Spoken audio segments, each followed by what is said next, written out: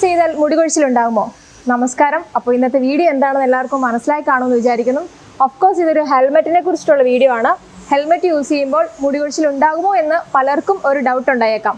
അതുപോലെ തന്നെ helmet use ചെയ്യുമ്പോൾ ഉണ്ടായേക്കാവുന്ന മുടി കൊഴിച്ചിലിനെ എങ്ങനെ നമുക്ക് ഒരു പരിധി വരെ തടയാം എന്നുള്ള ഒരു വീഡിയോ ആണിത്.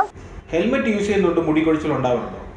എന്നാൽ ഹെൽമെറ്റ് യൂസ് ചെയ്യുന്ന എല്ലാവർക്കും മുടി കൊഴിച്ചിൽ ഉണ്ടാവാറുണ്ടോ? ഇല്ല.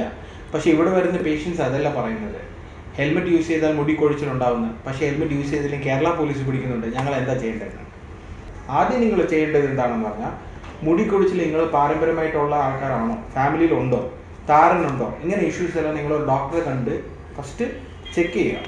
അത് കഴിഞ്ഞിട്ട് നിങ്ങൾ അറിയേണ്ടത്, ഹെൽമെറ്റ് യൂസ് ചെയ്യുമ്പോൾ സ്വെറ്റാവും, കൂടുതൽ വേർക്കുമ്പോൾ ബാക്ടീരിയൽ ഇൻഫെക്ഷനും താരനും കൂടുതലുള്ള സാധ്യതയുണ്ട്.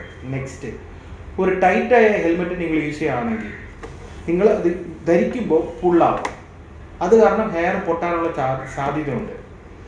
ഇതൊക്കെ ഉള്ളതുകൊണ്ട് നിങ്ങൾ ഹെൽമെറ്റ് യൂസ് ചെയ്യേണ്ടെന്നല്ല ഞാൻ പറയുന്നത്. ഹെൽമെറ്റ് യൂസ് ചെയ്യുന്നതുകൊണ്ട് കൂടുതലും നിങ്ങൾക്ക് ആക്സിഡൻറ്റ്സ് ഒഴിവാക്കാൻ പറ്റും, ഹെഡ് ഇഞ്ചുറി ഒഴിവാക്കാൻ പറ്റും. സോ നിങ്ങൾ എന്താ ചെയ്യേണ്ടത്?